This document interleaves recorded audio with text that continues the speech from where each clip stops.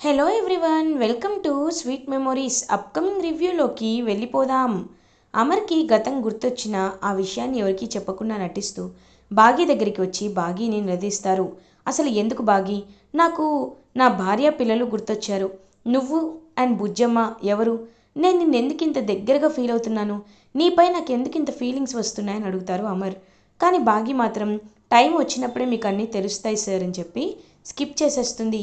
ఇది ఇలా ఉండగా మంత్రగాడు ప్రచండ ఆరు పాపలో ఉన్న ఆత్మని ఎలా అయినా తీసేయాలి అని, ఆత్మని దిగ్బంధనం చేయాలి అని చెప్పి నైట్ 12 o'clock వరకు వెయిట్ చేస్తాడు ఆత్మశక్తి తగ్గడానికి. సో అలా ఇంకా అరుంధతి రూమ్కి వెళ్ళి, అంటే ఆరు పాప రూమ్కి వెళ్ళి ఇంకా కొన్ని మంత్రాలు అయితే ప్రయోగిస్తూ ఉంటాడు ఆ మంత్రగాడు ప్రచండ. కరెక్ట్గా అప్పుడే నిద్రపోతున్న అమర్కి మెలకువ వస్తుంది. మెలకువ వచ్చి ఇంకా అలా అమర్ అయితే అక్కడికి వెళ్తాడు. వెళ్ళి కరెక్ట్గా వాడు పాప బాడీలో ఉండే ఆత్మ బయటికి తీసేలోపు గట్టిగా వాడు చేయి పట్టుకుంటాడు అమర్ ఆ మంత్రగాడి చెయ్యి.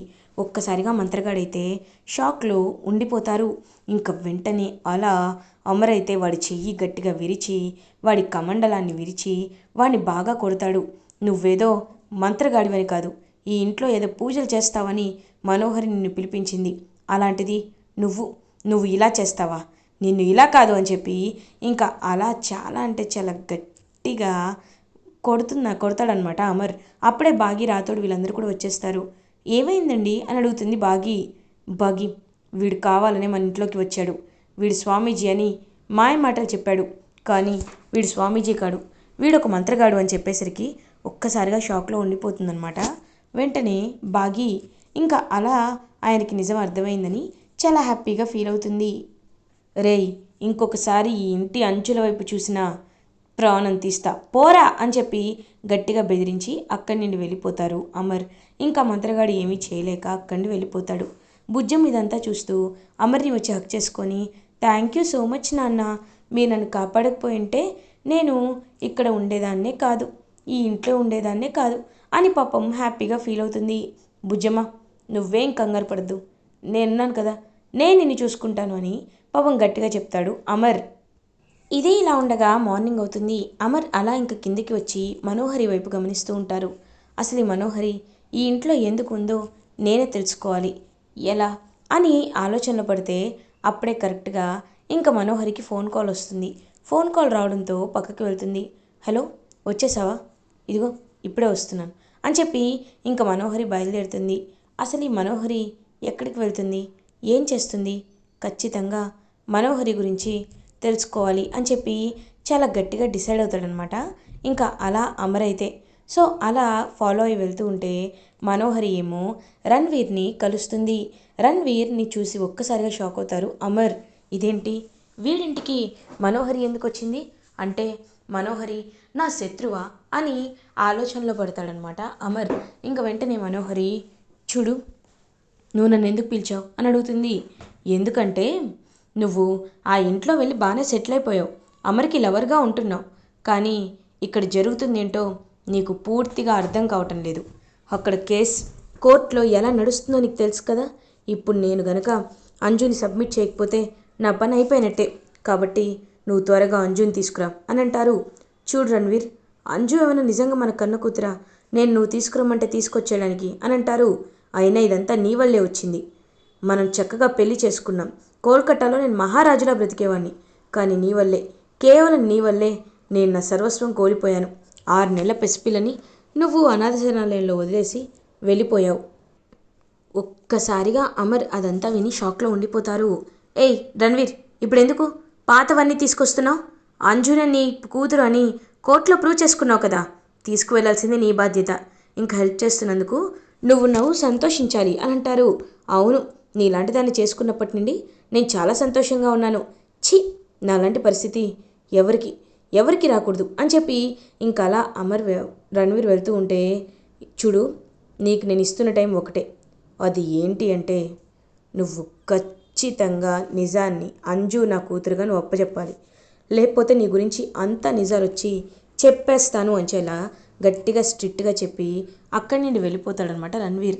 బా, ఇప్పుడు అంజుని నేను ఎలా అప్పచెప్పాలి, నాకేమీ అర్థం కావటం లేదే అని ఆలోచిస్తూ ఉంటుంది మనోహరి.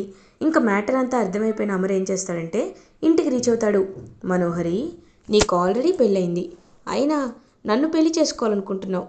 ఇప్పుడు ఇప్పుడు నీ ప్లాన్లని ఎలా తిప్పికొట్టాలో నాకు బాగా తెలుసు అని చాలా అంటే చాలా గట్టిగా ఫిక్స్ అయిపోతారనమాట అమర్. ఇంకప్పుడే బాగి కిందకి వస్తుంది. బాగి వైపు చూస్తూ ఉంటారు అమర్. ఏంటండి అలా చూస్తున్నారేంటి అని అడుగుతుంది. ఏం లేదు బాగి, ఎప్పుడు మాకు కాఫీ ఇవ్వడం, మాకు టిఫిన్ ఇవ్వడం అంతా మేమేనా? నువ్వు టిఫిన్ చేయవా అని అడుగుతారు. ఇంక వెంటనే అలా చూస్తూ ఉంటుందన్నమాట తనైతే. ఏంటి నేను చెప్పేది అర్థమవుతుందా నీకు అని అడుగుతారు అమర్.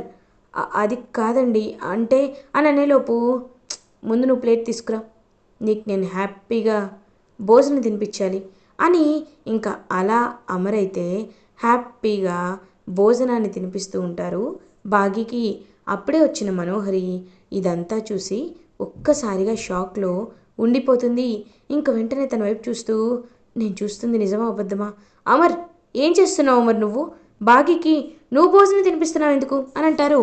అవును మనోహరి, నాకెలాగో పెళ్లి కాలేదు, తను కేర్ టేకరే కదా, మమ్మల్ని తను ఇంత బాగా చూసుకుంటున్నప్పుడు మేము తన్ని ఎంతో బాగా చూసుకోవాలి కదా మనోహరి అని అంటారు. అమర్, కానీ నువ్వు నా వాడివి అని అంటారు. సాక్ష్యం ఉందా అని అడుగుతారు అమర్. ఒక్కసారిగా షాక్ అయిపోతుంది మనోహరి. ఇంకా బాగి కూడా షాక్లో ఉండిపోతుంది. ఏంటి మనోహరి అలా చూస్తున్నావు? నేను గతం గుర్తొచ్చింది, గుర్తు రాలేదు అని చెప్పడం లేదు. నేను అడుగుతున్నది ఒకే ఒకటి, నిజంగా నేను నిన్ను ప్రేమించాననే సాక్ష్యం నీ దగ్గర ఒక్కటైనా ఉందా? ఉంటే చెప్పు, నేను నమ్ముతాను. నీ మాటలు నేను ఎందుకు నమ్మాలి మనోహరి? నేను నమ్మను అని గట్టిగా చెప్తారు అమర్. ఇంకా ఒక్కసారిగా మనోహరి బాగి దగ్గరికి వచ్చి, ఏయ్ బాగి, ఇదంతా నీ వల్లే కదా, నీ వల్లే కదా, నువ్వే అమర్ని ఏదో మాయ చేసావు కదా నిన్ను అని కొట్టబోతుంటే అమర్ గట్టిగా అడ్డుకుంటారు బాగీని. మనోహరిని అడ్డుకొని, నీకు ఎంత ధైర్యం ఉంటే నా మనిషిని కొడతావు మనోహరి? నువ్వు కొట్టినా చంపినా ఇంకేం చేసినా నీపై నాకున్న ఉద్దేశం మారదు. నువ్వు సాక్ష్యాలు చూపిస్తే మాత్రమే మారుతాయి. అలా అని నువ్వు కావాలని ఆన్లైన్లో ఏ టెక్నాలజీ వాడి తీసుకొస్తే మాత్రం అప్పుడు కూడా నీకు ఏం జరుగుతుందో నాకే తెలీదు, అర్థమైందా అని చెప్పి ఇంకా అలా అమరైతే బయలుదేరుతాడు. ఒక్కసారిగా అలా షాక్లో ఉండిపోతుందన్నమాట మనోహరి. ఇదేంటి మనోహరి, ఏదోలాగా నీకు దెబ్బ మీద దెబ్బ అన్నట్టు ఇలా దెబ్బ మీద దెబ్బ పడుతుందేంటి? మొదటేమో ఆ చెండాని సార్ చీల్చి చీల్చి చెండాడు పక్కన పడేశాడు, ఇప్పుడేమో నువ్వు దగ్గర అవుదామంటే ఆయనేమో బాగీకి దగ్గర అవుతున్నారు. అసలు దీని అంతటికీ కారణం ఏంటంటావు అని అడుగుతుంది చెంబా. చెప్తా, నేనేంటో అమర్కి ఖచ్చితంగా చెప్తా అని మనోహరి చాలా గట్టిగా డిసైడ్ అవుతుంది. ఇది ఇలా ఉండగా కొన్ని డేస్ పాస్ అవుతాయి. ఇంకా అమర్ అయితే అన్ని నిజాలు తెలుసుకుంటూ ఉంటాడు ఒకటి తర్వాత ఒకటి. అసలు మనోహరి ఎవరు, నా జీవితంలోకి ఎందుకు వచ్చింది అనే విషయాలన్నీ చాలా అంటే చాలా క్లియర్గా తెలుసుకొని ఇంకా అలా షాక్లో ఉంటారనమాట అమర్. ఎలా అయినా ఎలా అయినా ఈ మనోహరిని జైల్లో పెట్టించాలి, కానీ ఎలా, ఒక పక్కా ప్లాన్ ఉండాలి అని ఆలోచించుకుంటూ ఉంటారనమాట అమర్. అప్పుడే కరెక్ట్గా ఆరు పాప అమర్ దగ్గరికి వచ్చి, నాన్న, మీరు ఆలోచిస్తున్న విధానం కరెక్టే, కానీ ఇంకొంచెం కరెక్ట్గా ఆలోచిస్తే ఖచ్చితంగా మీకు ఏం నిజమో అంతా అర్థమవుతుంది అని చెప్పి వెళ్ళిపోతుంది. ఇదేంటి ఆరు పాప నాతో కొత్తగా మాట్లాడింది, ఆరు పాప అని పిలుస్తారు. వెంటనే వస్తుంది ఆరు పాప. ఆరు పాప, నిజం చెప్పు, బాగి నాకు భార్య అవుతుందా అని అడుగుతారు అమర్. మీరు చాలా కరెక్ట్గా చెప్పారండి, నిజంగా భాగమతి బాగి మీకు వైఫే అవుతారు, కానీ కొన్ని పరిస్థితుల వల్లే తను వైఫ్ కాదని అందరితో అనిపించుకుంటుంది అని చెప్పి ఆరు పాప అక్కడి వెళ్ళిపోతుంది. ఇంకా అమర్ అయితే ఒక్కసారిగా అలా బాగి వైపు చూస్తారు. బాగిని చూస్తూ, బాగి, నువ్వు నువ్వు ఎంత నరకం అనుభవించావు పాపం. నిజంగా ఆ మనోహరిని చూస్తుంటే చాలా అంటే చాలా కోపం వస్తుంది. ఖచ్చితంగా ఆ మనోహరికి తగిన తగిన శిక్షని నేను వెయ్యాలి అని గట్టిగా ఫిక్స్ అయ్యి, బాగి, నీతో నేను కొంచెం పర్సనల్గా మాట్లాడాలి, నువ్వు గుడికి వస్తావా అని అడుగుతారు. తప్పకుండా సార్ అని ఇంకా గుడికైతే బయలుదేరుతుంది బాగి. గుడికి బయలుదేరేసరికి ఇంకా అలా అమర్ భాగ్య వైపు చూస్తూ భాగ్య వైపు చూస్తూ చేతికి మాటిచ్చి, భాగి, ఇన్ని రోజులు నేను నిన్నెలా చూసుకున్నానో నాకు తెలీదు. ఇన్నేళ్ళగా నువ్వు నాకు భార్యగా ఉన్నా సరే ఎందుకు నిజాన్ని దాచిపెట్టావో నాకు తెలీదు. నా బ్రెయిన్ స్ట్రోక్కి కారణమయ్యే నువ్వు ఇదంతా చేసావని నేను అనుకుంటున్నాను. కాబట్టి ఆ దైవ సన్నిధిలో నేను నీకు మాటిస్తున్నాను. నిన్ను నేను మనస్ఫూర్తిగా మనస్ఫూర్తిగా ప్రేమిస్తున్నాను బాగి అని అంటారు అమర్. ఒక్కసారిగా బాగి అయితే అలా షాక్లో ఉండిపోతుంది. ఏమండి అది అని అనేలోపు, చూడు బాగి, నువ్వు ఇంకా ఏమీ మాట్లాడాల్సిన అవసరం లేదు. నాకు అన్నీ అన్నీ తెలిసిపోయాయి. కాబట్టి ఇప్పుడు మనం చేయాల్సిన పని ఒకటే, మన పిల్లల్ని బాగా చూసుకుంటూ ఆ మనోహరిని బయటికి గెంటేయడం మాత్రమే అని అంటారు. ఒక్కసారిగా ఇంకా అలా క్లాప్స్ కొడుతూ వస్తుంది మనోహరి. వావ్, బాగుందా మరి, చాలా బాగుంది. ఏంటి, నన్ను నన్ను బయటికి పంపించేస్తావా? నన్ను నీ జీవితంలో లేకుండా చేస్తావా? సరే, అలా అయితే ఒకటి చాలా గట్టిగా ఫిక్స్ అయిపోవాలి మరి నువ్వు. అది ఏంటో తెలుసా? నేను మిమ్మల్ని చంపేస్తున్నాను అని ఇంకా అలా గన్ గురిపెడుతుంది మనోహరి. ఒక్కసారిగా అమరైతే అలా షాక్లో ఉండిపోతాడు. మనోహరి, ఏం చేస్తున్నావు అని అడుగుతారు. అవునమర్, నేను కరెక్ట్గానే ఉన్నాను. ఎందుకంటే నువ్వు నన్ను ప్రేమించినప్పుడు నా నా జీవితం గురించి నీకెందుకు? అయినా నేను నిన్ను ఖచ్చితంగా వదిలిపెట్టను కదా. మీరిద్దరు చావండి, చచ్చిపోతేనే నేను ప్రశాంతంగా ఉంటాను అని ఇంకా మనోహరి అలా గన్ తీసుకునేసరికి మనోహరి చేతిని గట్టిగా పట్టుకుంటుంది బాగి.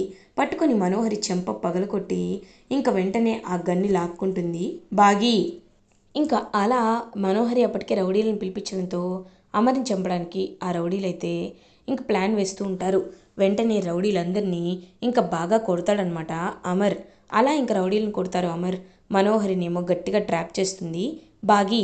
ట్రాప్ చేసి, చూడు, ఇప్పుడు చెప్తున్నాను, నువ్వు ఎప్పటికైనా తప్పించుకోలేనని నేను ఎప్పుడో అన్నాను. కానీ నీకు ఇప్పుడు అర్థమైనట్టుంది. మనోహరి పాపం చేస్తూ మనల్ని ఎవరు చూడరని అనుకోవద్దు. ఆ పాపానికి ఇదిగో నువ్వు నువ్వు బలైపోయావు. కర్మ ఎవ్వరిని వదిలిపెట్టదు మనోహరి, ఎవ్వరిని వదిలిపెట్టదు. అది ఖచ్చితంగా వస్తూనే ఉంటుంది అని చాలా గట్టిగా చెప్పి ఇంకా అలా మనోహరిని అరెస్ట్ చేస్తారు పోలీసులకి అమర్ అండ్ బాగి. ఇంకా మనోహరి అరెస్ట్ అయిపోయేసరికి అమర్ బాగి ఇద్దరు చాలా అంటే చాలా హ్యాపీగా ఫీల్ అవుతారు. ఇలా హ్యాపీగా ఉండగానే పిల్లలందరూ వచ్చి ఇంకా, డాడీ డాడీ, మిమ్మల్ని చూస్తుంటే నాకు చాలా హ్యాపీగా ఉంది. మీరు ఇలానే ఉండాలి అని నేను మనస్ఫూర్తిగా కోరుకుంటున్నామని చెప్పి పిల్లలందరూ వచ్చి అమర్నైతే హక్ చేసుకుంటారు. ఇంకా అలా అమర్ వైపు చూస్తూ ఉంటుందన్నమాట బాగి. నిజంగా నేను చూస్తుంటే నాకు చాలా సంతోషంగా ఉంది బాగి. ఇప్పుడే చెప్తున్నాను, జీవితంలో ఎప్పటికీ నీ చెయ్యి వదిలిపెట్టనని. ఇంకా అమర్ పిల్లల్ని ఎంతో అంటే ఎంతో హ్యాపీగా చూసుకుంటాడు. ఇంకా జైల్లో మరిగిపోతున్న మనోహరి మాత్రం, అమర్, నన్ను నన్ను జైల్లో పెట్టిస్తావు కదా, ఖచ్చితంగా మీ అంతు చూస్తాను నేను అని చాలా అంటే చాలా గట్టిగా ఫిక్స్ అవుతుంది మనోహరి. ఇలా ఎపిసోడ్ ఎండ్ అవుతుంది. ఫర్దర్ ఎపిసోడ్ రివ్యూస్ ముందుగా మీకు కావాలి అనుకుంటే మా ఛానల్ని సబ్స్క్రైబ్ చేసుకోండి. Thanks for watching.